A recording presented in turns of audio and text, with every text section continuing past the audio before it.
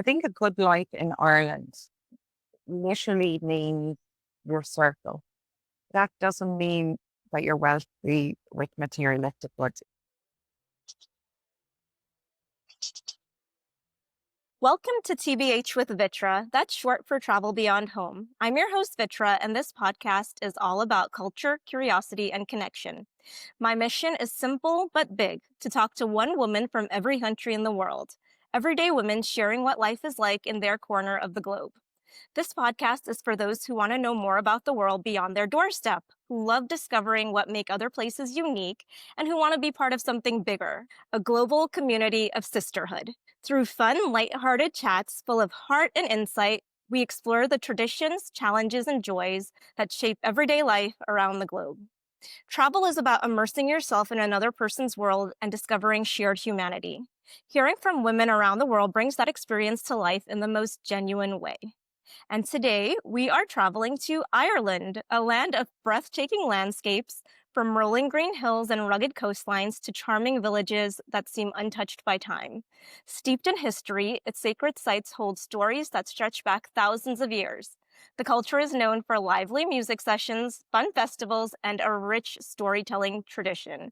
And to give us an authentic perspective on Ireland's culture and modern day realities, I'm joined by Doireann Shanahan-Ball. Doireann is a proud Irish mammy of 3 boys and has been married for 17 years. She works within the Irish national healthcare system, but is also passionate about fashion, a dedicated sports fan, and a content creator who loves makeup, style, and bringing smiles to people's faces. You can find her on Instagram at The Occasional Glamour. Doireann, thank you so much for being here. I love your Instagram page. It's so down to earth and funny and relatable. Thanks, Vitra, and thanks for having me. Of course. Yeah, I really appreciate it. Okay, so I like to get things started with a little bit of fun just to get to know you and Ireland a little bit better. So what I'm going to do is I'm going to set 3 minutes on a timer. I'm going to ask you some Okay. questions and let's see how much we can get to, but just answer the first thing that comes to mind and then we'll move on to the next one. So here's my my toddler timer. I love it. Right from the kids' room. 3 minutes, exactly. Okay. National dish of Ireland. Irish stew. If Ireland had an emoji, what would it be? Someone laughing. One thing in an Irish kitchen that is probably not in kitchens around the world. Let me think. Okay, maybe we have a lot of wooden spoons. A lot. A lot. What languages do you speak? I speak English and I speak Irish. I speak some French and German as well. Your favorite Irish comfort food? Brown bread, soda bread and butter. What is one phrase or slang that visitors should know? I think it'll be grand. It'll be grand. It'll be grand. Something you never leave your house without. Children at the moment. And leading on to that, describe your style of parenting. Oh, I'm pretty calm actually. I'm kind of calm parent, I would say. Pretty chilled and we like to laugh a lot. That sounds refreshing. Okay, what's the secret to 17 years of marriage? He's my best friend and we have a lot of patience. He certainly does for me. And he's a very calm person. So I think being very different can help in a lot of ways. What is one thing you miss from home when you are outside of the country? I lived away for 8.5, 9 years and I missed potato crisps. They're so good. You call them chips, like potato chips. The Irish ones are so good. If someone only had 24 hours in Ireland, what's one thing they must do? Visit one of our islands that are kind of stuck in time so you can see how Ireland used to be and how much we've changed. I think one of our little islands that aren't inhabited very much. What's your favorite country outside of Ireland? Hong Kong was pretty cool. I went to visit some of our good friends there with my kids and it's so different to what we are. So yeah, I really enjoyed that. We probably have time for 2 more questions. So tell me, if Ireland were a person, how would you describe her? Resilient, funny, and easygoing. Who do you think is the biggest Irish celebrity that people would know everywhere in the world? Everywhere in the world. Ooh. I think probably Liam Neeson Liam and Neeson. Colin Farrell. Okay. Perfect. That's our time is up. Thank you. We covered a lot in 3 minutes. That was more than 10 questions, which is like a record so far. Okay, now moving on to sort of some of the things we talked about in those questions. So family and culture. So you grew up in Waterford, Ireland, and now you're raising three boys there. So can you tell me what was it like growing up there for you? And now that you're raising your family there, how does it compare culture-wise? Have things changed a lot? So they have changed a lot in a good way, but our landscape is still the same, which I love. So Waterford is in the southeast of Ireland. It's coastal, which is amazing. So even though we're a small city, we get kind of a lot of tourists because we had something called Waterford Crystal, which was kind of a world-renowned crystal that, became very popular, and we have a huge Viking heritage. So that was really embedded in our culture and back in Ireland when I was growing up in the 80s, 90s. And then, so our summers were by the beach, climbing cliffs, exploring caves, swimming, sailing. We did a lot, it was all very much outdoors. And then in the winter, we lived more in the city. So it was, city life. It was really safe. We walked to school. I'm one of four kids, two older sisters and a little brother. But the three girls would walk to school together every morning and walk home together. And yeah, really, really beautiful. Nowadays, I suppose kids are very much used to being dropped everywhere. That's probably our fault. But the coast and everything is still as beautiful, if not more beautiful. And I'm so glad because I lived in London for a long time. Dan and I, my husband Dan, when we got together, we just didn't want kids in that really intense city environment. So my kids now growing up, although there is differences like our video games and our phones and all of the screens that drive all us mums crazy worldwide, I believe. They spend evenings on the beaches and picnics and, they still have that real, sense of we can be free and just kids again. And that's the bit I love that hasn't been. Sounds beautiful. In terms of Irish family life, are there rules or traditions that are common within Irish households? Yeah, so I suppose even in my father's generation, so my father is 79 and my mum is 72, nearly three. So in their day, the woman's role was very much in the house. It was just cooking and cleaning. And there was a thing called a marriage ban back until in the mid to late 70s. Women had to give up work outside the house once you were married. And to incentivize that, they'd give you a little bit of money, so a once-off payment to stay at home. And the women were the cookers and cleaners and all that side of it. Very like a huge amount of countries in the world. Now, Irish women are very different. Women have really moved forward, are, hugely educated in this country and are a real driving force. I'm very passionate about women in business in this country. And it's something that really got me actually into the social media side is to support that side of things. But being a female now in this country is very, very different. Our rights are equal. There is some things we need to catch up with. But women definitely are the driving force in Ireland in the household. We're the organisers, we're the everything. It's nearly gone the other way. We're doing too much. You don't ever let anything go. You just add things to the plate, right? That's it. And I think it's part of the role of being a mum anyway. But I think culturally, we're very much organisers, leaders. We're kind of the ones that will go, no, we're going there. This is what's happening. I've organised barbecue that night.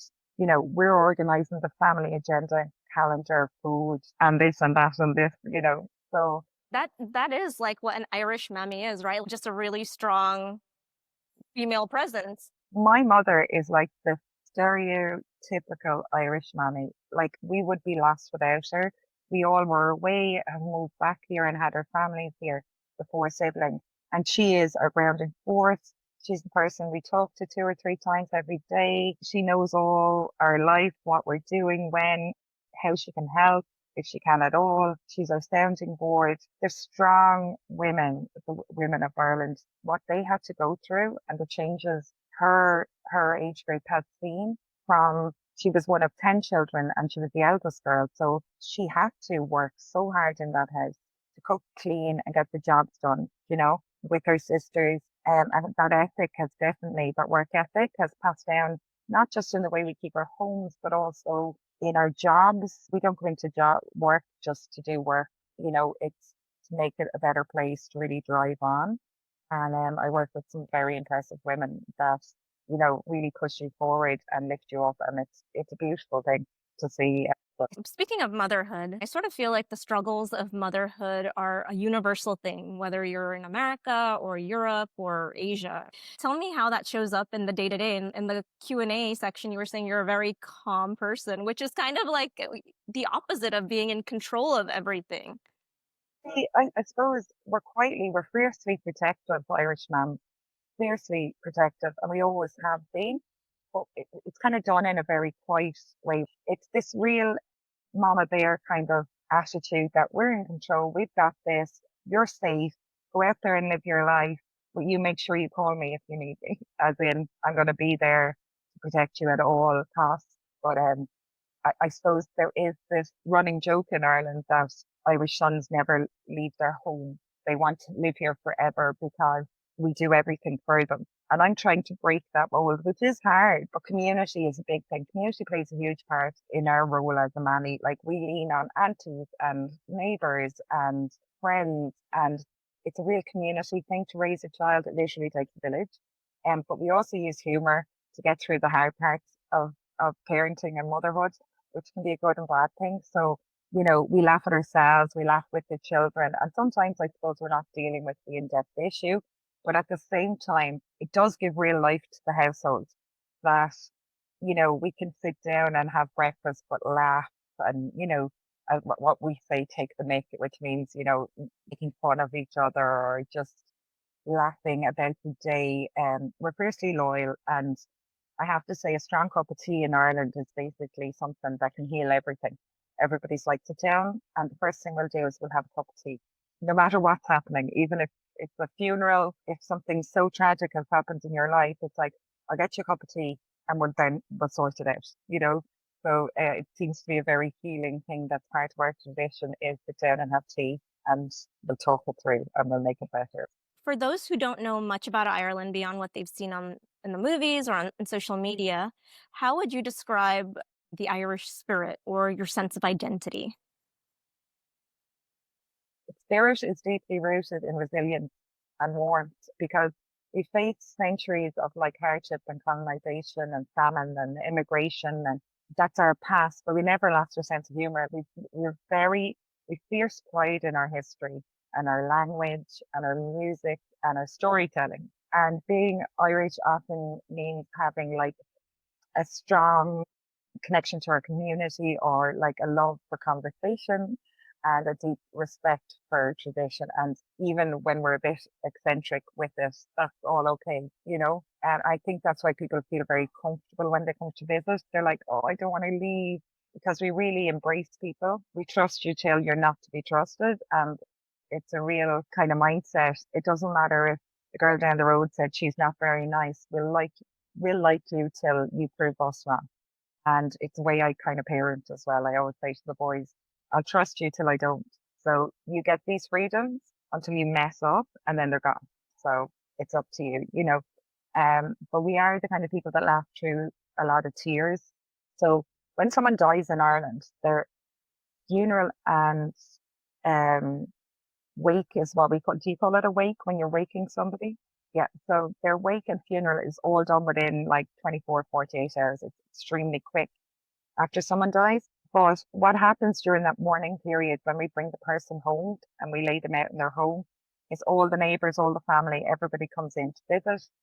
And it kind of turns into a huge storytelling event where we tell the old stories, we laugh, and even though it's very strange even as a child when you're at your first one, there's a coffin in the middle of the room and everybody's sitting around it, telling stories, laughing, being loud, and you're like, this is so awful. This person has died, but it's this automatic resilience in us to survive the tragedy is to laugh and remember the good times rather than focus on the bad.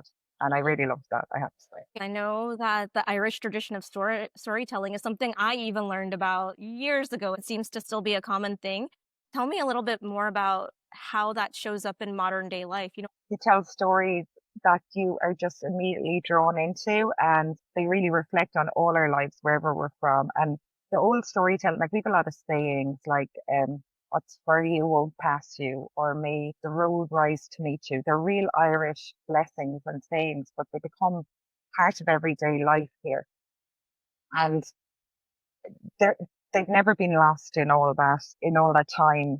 You know, it's always those sayings and proverbs that, back in the ancient days, what would happen is you'd have a person that would be the storyteller from the town, and they would sit in the center of the town, and in the evenings, and the people would sit together as families and communities around them, and they would tell these funny, quirky stories about the other villages in a kind way, but just to entertain. And I think that's something really, I have to say, Irish people can sit in a lot of rooms. They don't feel uncomfortable or too uncomfortable in a lot of situations because we've been really communication and that storytelling is part of our world, like interviewing for things. And, it doesn't really come against us too much. It usually has helped us grow. And then the cooking is the other thing. That would be real ritual. Like our granny's soda bread recipes, our granny's stews and soups, all those recipes are handed down through generations. So they definitely be rituals and habits that we set to certain days. Like we have to have that soup because that was the tradition my nan, my grandmother would have done. So now I was brought up with that tradition and then my kids have that tradition. And it just, it passes through. My next question was actually, what are some things that are passed down across the generations? And you basically, the storytelling, the cooking. Cooking is really strong. Like, and they'd be very secretive. Like, you can't tell the family recipe to anyone. Like, as if it needs to be locked up in a safe. As in, she had a special like, ingredient, or the way she kneaded the dough, or how long she left it in the oven. All those things are very traditional, and I think it's kind of quirky that it's like a state secret. We need the FBI to come in here and keep Nanny's recipe book locked up. But it's great because our boys see us cooking a lot. And like yesterday, my 8-year-old, all he wanted to do was bake.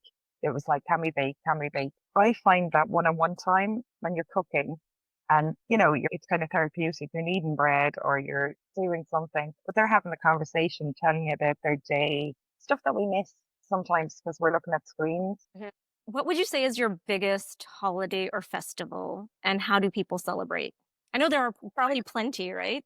Oh, There's so many, and each town and village obviously have their own little festivals. And but St. Patrick's Day obviously is worldwide, and I just love that the world embraces that Irish Day, which that is pretty special when you think emigration was so huge in our culture that we obviously spread to huge amounts of the world. But to have our national day, to be celebrated by so many people around the world, and they seem to have really good fun. They go wild. They change rivers colors. You guys like, Chicago, oh my yeah. goodness, Chicago makes the Chicago is river green. Yep. yeah, which is really good fun. But I often think America has you celebrate bigger than us. I would say I love things like that are quirky. Like Kilkenny has the Catch Laugh Festival, which is all comedy. So people, famous comedians from all over the world come and, entertain there. Galway, up in Galway, it's the west of Ireland. So beautiful. So they've like a huge horse racing festival. But during that week, they raise huge amount of money for charity. There's ladies' everybody gets dressed up and really good fun. But still always, I think because Irish people are very empathetic, you'll often see whatever they do, we're very skeptical about people being too arrogant or showy. Um, uh, to us, being wealthy is very much about your community and the people you have around you. It's not about material stuff. So when there is something big going on, often they are raising money for a lot of charities and helping people out. And I think empathy actually is something I probably missed. It's a huge part of Irish culture. We love hearing your story and how we can help you. We often think of culture as like the traditions and the custom, but there's also the mindset that's underneath, right? So, from the Irish perspective on these things, sadness, anger, disappointment. How do people cope with these emotions? I do think, as I said, in tragedy, a lot of wit comes to Irish people, which is very odd for a lot of other cultures, and they're not being disrespectful. It's always done in a way of warmth and storytelling about the person or whatever's happened. Or often your best friend will sit you down and you'll need them and you'll chat things out like your good girlfriends do. And then she'll go, and shut up anyway, you're being wicked annoying and let's go. And it's like, we're putting a lid on that now. You're going to pull yourself together and let's move forward. So, you don't get time to be down in the dumps for too long in Ireland because there's always people there helping to lift you up, going, come on now, let's go for a walk. Okay, that didn't work. Let's go out and, go to the pub and have a laugh and a sing song. Okay, that's not working. Okay, let's get you some help. Let's go talk to the doctor. Let's make an appointment. There's always someone driving you forward. And again, I think that's the community and family thing. I was going to say, what are some qualities you think define the Irish mindset that is different from the rest of the world, or at least that's different from much of the world?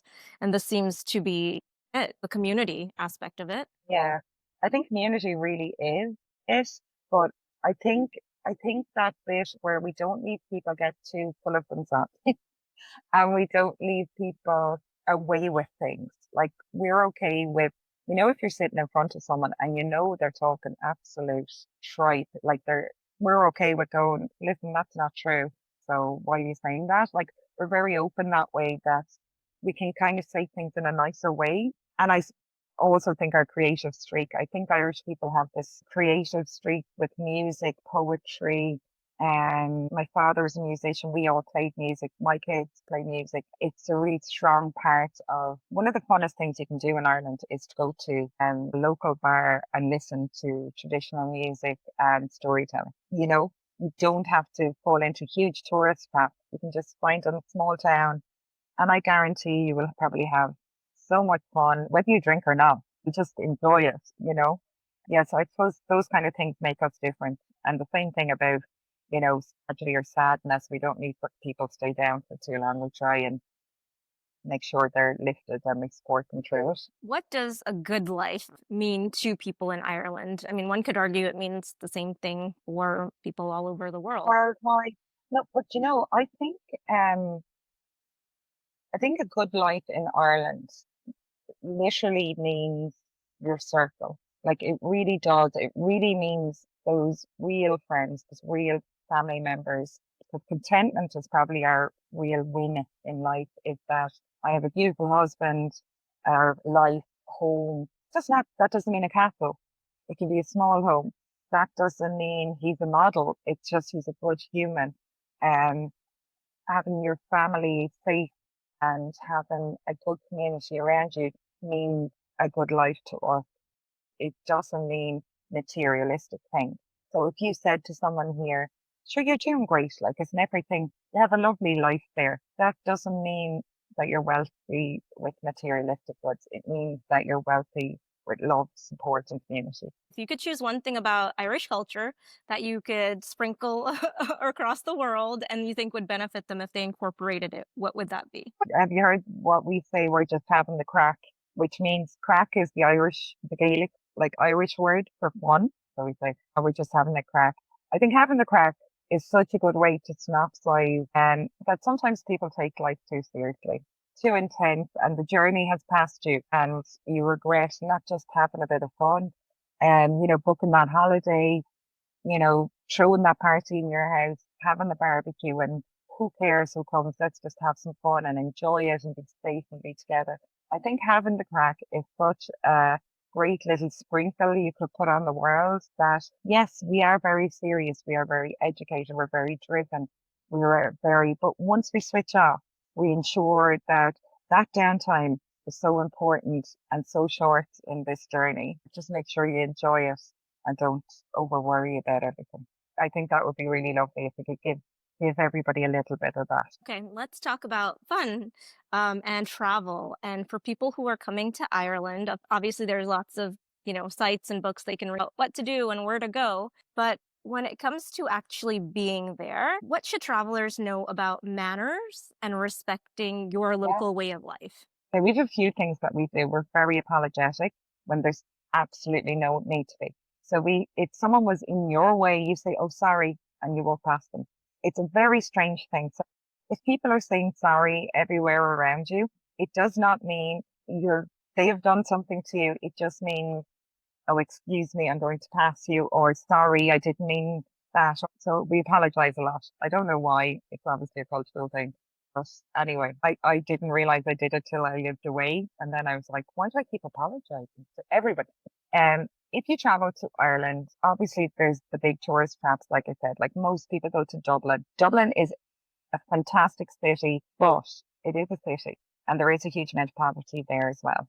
And it's very expensive towards the rest of Ireland. It is beautiful to go visit, but what I would say is, A, take your time because Ireland slowly reveals itself to you. She's a bit like that, Ireland. I would say, don't be afraid to go to like just a random town.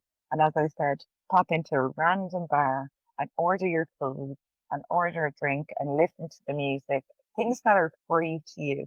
You don't have to go spend huge money to enjoy Ireland. I would definitely go Inishmore or the Achill Islands. Any of the islands on the west coast are very untouched. They might still have donkeys and chaps driving around and like beautiful beaches and mountains and sea life, all around us. But they have the old wash cottages and how the Irish used to live still going on there, which is beautiful to see. I would definitely do that. I think sometimes places are missed. There's a place called the Beara Peninsula over there, and a lot of people do the Ring of Kerry, which is beautiful. But the Beara Peninsula is as beautiful, if not more, and there's less tourists there. So I do think reach out to a contact or say someone like me and tell me when you're coming, and yeah, we can help you. But yeah, don't fall into the tourist trap always. Galway and Sligo are beautiful. They're up the west coast and obviously Waterford, where I'm from, I think it's gorgeous. You can go see the Viking towers here and watch the Viking longboats and, you can do the tour of the Crystal Factory and see our beautiful beaches and our greenways. And there's beautiful coastal walks all around Ireland. So all those things are for free, really. Your coastal walks and beaches and cliffs. And now the only thing is going through the middle of Ireland, the roads are terrible. Going around, there's brilliant motorways. So be ready for that. Yeah, just enjoy it. When you're walking down the street in Ireland, whoever's coming towards you will be smiling at you and they'll say, "Hi, how are you?" How are Irish people? Are they open to, travelers wanting to strike up conversations? Absolutely. Yeah. And actually, there depends where you are, but majority of people, like city people, can be very busy, obviously. If you're in a small town, they want to know where you're from. They'll be like, "Hi, how are you? Are you new here? Are you visiting? Do you need any information? Do you need any help?" You'll never get lost in Ireland because everybody knows everyone and they'll show you where to go. And very open to chatting. And if you give someone a smile, like you're open to talk, you can talk to them. And that's Definitely. such a great way to actually learn like local culture from locals because a lot of people just tick off the do the they've seen this, they've seen this. They don't actually speak with locals to ask questions, understand what real life is like. And you know what? One of my favorite things is to go to my parents' house and sit down with my boys. We did it yesterday or the day before yesterday. And they somehow end up storytelling and telling them about things they used to have to do in the past. And the boys are just enthralled. Like they cannot believe that, only so many years ago, that's the way life was. And it's a beautiful thing to see the storytelling there. Like, so it'll be the same if you talk to a local man or woman, farmer down the road from where you're staying. They'll say, "Come here and I show you." And they're sometimes the best adventures in Ireland.